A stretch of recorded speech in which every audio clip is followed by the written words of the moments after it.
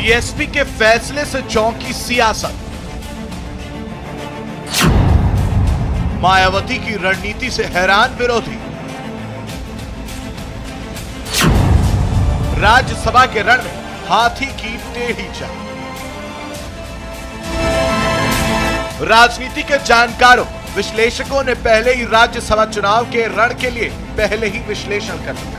जीत किसकी होगी, किन के कितने उम्मीदवार जीतेंगे, किन्हें कितनी सीटें मिलेंगी, कौन रेस में नहीं है। लेकिन लगता है बीएसपी प्रमुख मायावती के आत्मविश्वास को विश्वास कम से कम एक सीट पर उनके भी उम्मीदवार जीतेंगे। इसलिए अब जो खबर सियासी गलियारे में आई है उसके मुताबिक बसपा के नेशनल कोऑर्डिनेटर रामजी गौतम ने राज्यसभा चुनाव में नामांकन के लिए पर्चा खरीदा है। अब समझिए सियासत की इस गुणागढ़ी। प्रथम वरीयता के लिए हर उम्मीदवार को 37 वोट चाहिए। विधानसभा में 8 रिक्त सीटों को छोड़ दिया जाए तो 395 वोट हैं। बीजेपी के अपना दल और आरएलडी के बागी मिलाकर 314 वोट। 8 प्रत्याशियों का जीतना तय, 18 वोट भी बच जाएंगे। राजा भैया और अमन मनी त्रिपाठी के वोट मिलने पर 20 एमएलए होंगे। सपा के पास 48 वोट, जीतने के बाद 11 वोट बच जाएंगे। कांग्रेस के पास 7 वोट, लेकिन 2 बागी।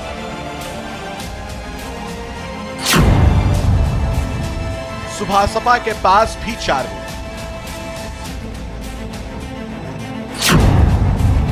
बसपा के 18 विधायक, लेकिन मुख्तार अंसारी होने पर 17 वोट ही बचेंगे। ऐसे में अब बीएसपी को या तो विपक्ष का सहयोग चाहिए या भाजपा का आशीर्वाद। लेकिन पिछले घटनाक्रमों में नजर डालें तो विपक्ष, खास तौर पर कांग्रेस और सपा, मायावती से खुश नहीं। ऐसे में अब बीजेपी बसपा को समर्थन देकर दलित मसीहा बना सकती है।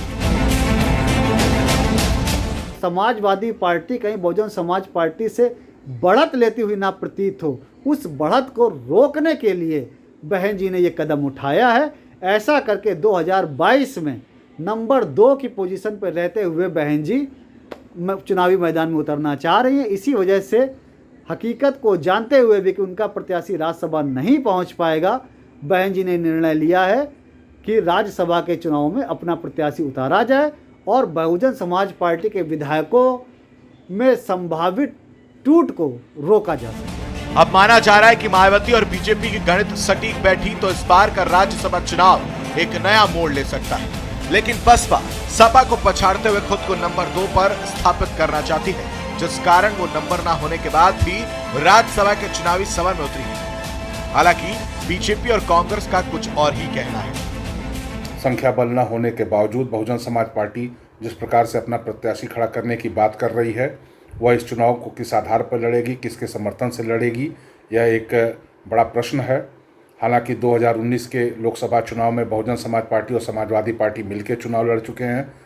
बाद में उनका गठबंधन टूट गया था। क्या ऐसा गठबंधन फिर होगा? क्योंकि ये वंशवादी और जातिवादी पार्टियां कभी भी एक हो सकती हैं, कभी अलग हो सकती हैं, इसके अनेकों दृष्टांत हैं। लेकिन भारतीय जनता पार्टी राज्यसभा के इस चुनाव में सर्वाधिक सीटों को जीतने का पूरा प्रयास करेगी, ताकि राज्यसभा में माननीय मोदी जी द्वारा लिए जाने वाले देश हित के महत्वपूर्ण फैसलों को विपक्ष अटका न पाए। मायावती जी भारतीय जनता पार्टी की घोषित प्रवक्ता पहले ही हो चुकी थी, लेकिन जिस तरह से राज्यसभा चुनाव में भाजपा ने बसपा को वॉकओवर दे दिया है, इससे यही लगता है कि भाजपा और बसपा एक ही सिक्के के 2 पहलू हैं। लगातार दलितों को उत्पीड़न हो रहा है, लेकिन मायावती जी चुप रहती हैं। तो इसका साफ संदेश यही जाता है कि वो भारतीय जनता पार्टी के इशारे पे काम कर रही हैं।